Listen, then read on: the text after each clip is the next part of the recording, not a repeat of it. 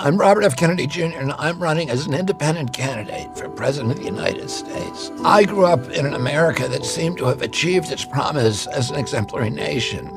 Modern democracy had spread from one nation, ours, in 1776 to 6 by 1865 and to 190 by the 1960s. We had become the city on the hill. We were a moral authority around the globe. Our government, institutions, our Congress, the court, the regulatory agencies, and even the American press were renowned for their integrity, and they were revered worldwide. Other nations wanted our American leadership. They knew the difference between leadership and bullying, which is something our current leaders seem to have forgotten. We were the template of liberty, proof that for a country to thrive, its people must be free. Free to speak, free to worship, free to build great companies, free to start small businesses. We were the freest country in the world, and by no coincidence, also the most prosperous. Working Americans could provide for their families on a single salary. They could buy a home, raise a family, save for retirement without mountains of debt. We made the best music, we made the best movies, we made gold standard automobiles that everybody in the world wanted. We made blue jeans, we reconstructed Europe, we put men on the moon. We're the world's healthiest, best educated children. Our productivity, ingenuity, our can-do spirit were the envy of the world. We had confidence in our strength, our capacity, and the limitless potential of our country. Yeah, we had serious racial and environmental problems, but in the heady days of my youth, the environmental movement and the civil rights movement were picking up steam. My father and some of his allies were fighting to eliminate the last pockets of hunger in Appalachia and the Mississippi Delta and on the Indian reservations. And we became for the first time a true constitutional democracy in this country, with all races voting and holding political office. Other countries aspired to be like us, and our children grew up proud of their passport, proud of their flag. My uncle, President Kennedy, left us a legacy of peace and the hope of ending the arms race and winding down the Cold War. Those were the traditions of freedom, prosperity, and peace that my father, my uncle, and Martin Luther King Jr. were striving to protect and advance. In the half-century since their deaths, we've lost touch with that vision for our country. And I want to tell you right now that we can still restore that America, the America that almost was, and yet may be. But we have to start by being honest with ourselves. Neither my uncle nor my father would recognize the version of America that we have today. We become a nation of chronic illness, of violence, of loneliness, depression, and division, and poverty. Our great cities are becoming tent encampments, modern-day Hoovervilles filled with undocumented immigrants and dispossessed Americans and people living in their cars, plagued by mental illness and addiction and despair. Our border has come under the control of criminal drug cartels that traffic in desolation and fentanyl and in busloads of desperate human beings. Our children are drowning in a crisis of alienation, of dispossession, and complete disconnection from their communities. We've lost far more of our young people to drugs in the last decade than in the 20-year Vietnam War. We've printed 9 centuries worth of money in a little over a decade and spent $8 trillion on regime change wars. Those wars have made America less safe, our country less strong, and the world far less stable, while sending prices through the roof as our infrastructure falls apart. Tens of millions of young Americans no longer even dream of owning their own home. What happened to America, the land of opportunity, where you could be sure that if you worked hard and played by the rules, that you would have a decent life? All the new wealth of the last generation has gone to the billionaires and to transnational corporations, while our tattered middle class, our infrastructure, our industry have been hollowed out from the inside. Instead of promise, we've left our kids sick and drowning in debt. The public debt has gone from about $5 trillion under President George W. Bush to $34 trillion today, and U.S. household debt is at a record high of $17.3 trillion. If you include discouraged workers, our true unemployment rate is 23%. Young parents face housing, grocery, and childcare costs that are unaffordable. Too many Americans are living bleak and hopeless lives, dreading the one medical emergency or the car repair that will tip them over the edge into homelessness. We rank 40th globally in our people's health and wellness. Out of the richest countries in the world, the United States is 35th in child poverty rates, just above Mexico. We rank 36th in literacy and 45th in press freedom. We have one of the highest cancer rates in the world, and our life expectancy now ranks 59th according to the World Bank. That's right behind Algeria, which spends less than 1/30th per capita of what we spend. But even these grim figures hide the full picture of our dire health crisis. We now have the worst health outcomes in the rich world, the highest maternal mortality rates, the highest number of gun deaths per capita, and the highest number of teen pregnancies. We lead the world in obesity and chronic disease. According to CDC, 60% of Americans have at least one chronic condition. When my uncle was president, only 6% of Americans had chronic disease. And all of these plights fall heaviest on our young people. 4 in 10 of them suffer depression, and half of them have considered suicide. 1 in 10 has anxiety. 1 in 10 has ADHD. 1 in 5 is obese.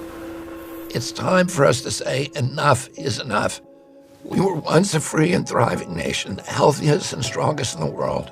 What we once were, we can be again. How do I know that?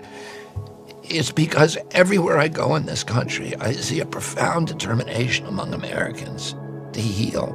We might have become the sickest country on earth, but we also have the most ingenious healers, both inside and outside conventional medicine. We may have sky-high levels of depression and addiction, but we also have innovators who have opened up new frontiers in recovery. We have some of the world's most depleted agricultural soils, but also some of the world's most innovative and energetic regenerative farmers. We have serious economic problems, but we also have the brightest and most ambitious entrepreneurs. We face hunger and homelessness, and yet we meet it with the highest philanthropic rates in the world and bottomless kindness and compassion. We may be on the mat today, but we can be on our feet and happy and healthy and strong again with good leadership tomorrow. Our people and our system were built for resilience. And here's the most important thing I want to tell you about the state of our union. Our nation seems more divided than ever, but Americans everywhere want to heal that divide. Our nation has become artificially divided by political forces that can survive only when we, the people, are at war with each other. People are tired of being manipulated by fear. We learned that lesson during COVID. We recognize that the same techniques of manipulating fear are being used by elites today to corral us into voting for one political candidate or the other. Americans are tired of these dire warnings that to preserve democracy itself, you better vote for our guy.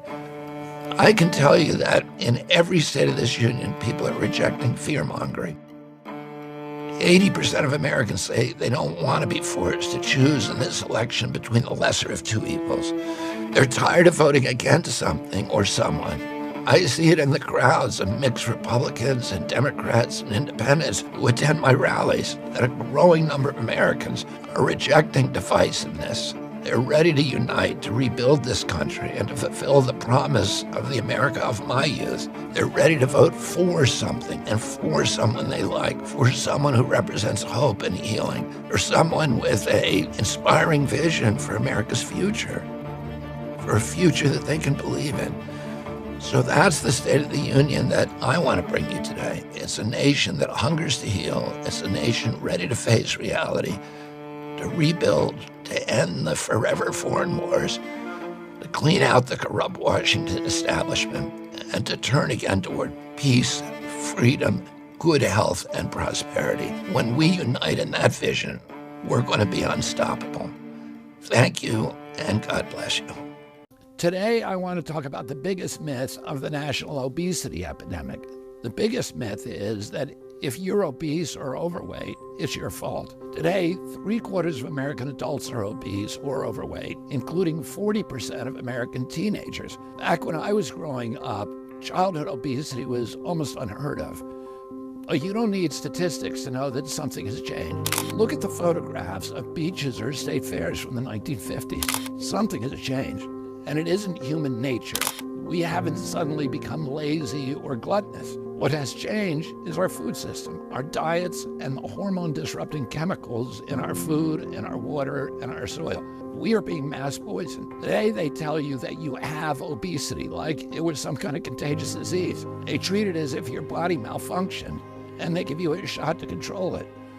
Or they make it about your lack of self-control. Well, that's an insult to anyone who has tried and struggled to lose weight. So what are they ignoring when they make it all about you and your body and your willpower and your character, and the solution is always a shot or a pill that somebody is going to cash in on? What they're ignoring is a food supply that's loaded with high fructose corn syrup and seed oils and hundreds of artificial additives and flavors and processed carbohydrates that don't exist in nature and that are banned in other countries. They ignore a skewed system of subsidies that make these unnatural, ultra-processed foods cheap. They ignore chemical contamination from pesticides that is wreaking havoc on our body. Now, let me tell you what we're going to do about it. We're going to change the subsidies so that everyone can afford safe and wholesome food. We're going to get industry money out of government so that consumers and doctors can actually trust our agencies again.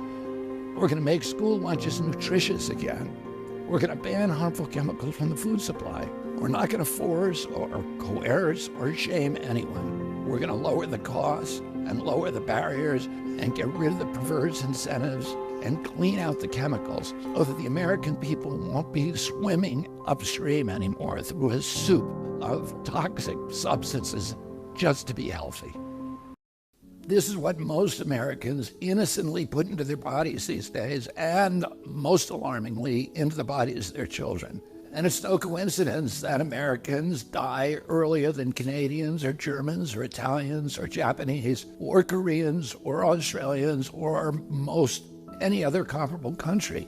And it wasn't always that way. Until the early 1990s, our life expectancy was the same or better than other developed countries. Then, suddenly, more and more Americans began suffering from chronic diseases, from obesity, cancer, diabetes, kidney disease, Alzheimer's, heart disease, and all kinds of autoimmune diseases. Our maternal mortality rate soared to the highest of any developed country on Earth.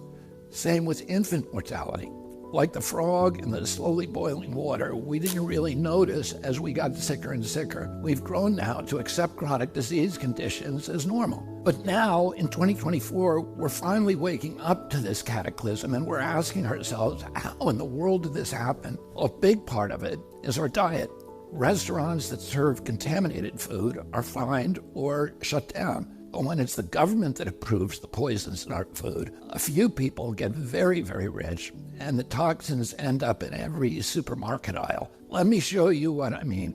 Doritos, Cheez-Its, Cap'n Crunch, gummy bears. Everyone knows that these are junk foods, so maybe you wouldn't be too surprised to see that the ingredients include a lot of poisons, including a harmful yellow dye called tatrazine, or yellow dye number 5. What you may not know is that this dye was originally made out of the sludge that's left over when you turn coal into coke for blast furnaces. It's called coal tar, and I've actually sued many big industries for legacy contamination of coal tar all around the country because it's so toxic and it's so harmful to the environment and human beings. A century ago, it was just an obnoxious industrial byproduct that everybody was trying to figure out ways to get rid of. One of the ways that they did that was by paving roads. But then a British chemist figured out that the coal tar could be used to derive fabric dye. And if fabric dye, why not food? Food manufacturers began using it to cover up the discoloration of low-quality foods that they wanted to pass off on unsuspecting customers. They didn't know back then that this yellow dye, tartrazine, causes tumors, asthma, developmental delays, neurological damage, ADD, ADHD, hormone disruption, gene damage, anxiety, depression, intestinal injuries. Well, we know it now. We've known this for decades. That's why tartrazine is heavily restricted in other countries. In some countries, foods with tartrazine have a warning label that it may cause ADHD in children. Today, it's made from petroleum, not coal tar. Either way, it's crazy to add this to your kids' favorite foods. It doesn't even change the flavor. This yellow dye isn't just in junk food. It's in the foods that we consider healthy. It's in everyday kids' snacks like popcorn, mac and cheese, fruit snacks. It's in sports drinks like Gatorade and so-called vitamin water. It's even added to chicken broth, to corn, to pickles, to mustard, and to yogurt. And so, of course, our kids get sick.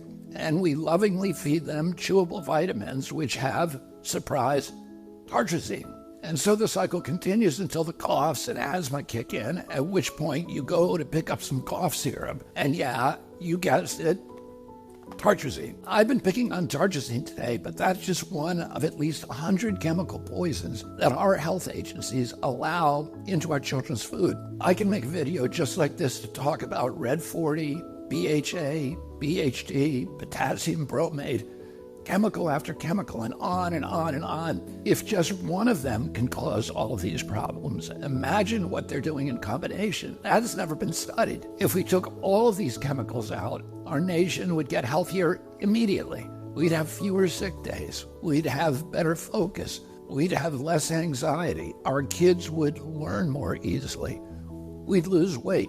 We'd have more energy. We'd have fewer tumors and longer lives. It's not all dark. Over the past 16 years, the government has banned 8 chemical additives that cause cancer, genetic damage, asthma, and many of the other self-conditions as tartrazine does. And you know what's interesting? All 8 of those crucial steps forward in our kids' health were taken under President Trump. But the Democrats who claim to be all about health care have stood by watching other countries ban these poisons and make our kids sick, asthmatic, hyperactive, and depressed. They left them on every supermarket shelf in America. They even used your tax money to put them in your kids' school lunch. So their big food and their big ag donors probably gave them all that golden handshake and the big money hug. And their big pharma donors probably called them up and thanked them also, because now they're going to make billions selling Adderall, Prozac, and rescue inhalers. Enough is enough. President Trump and I are going to stop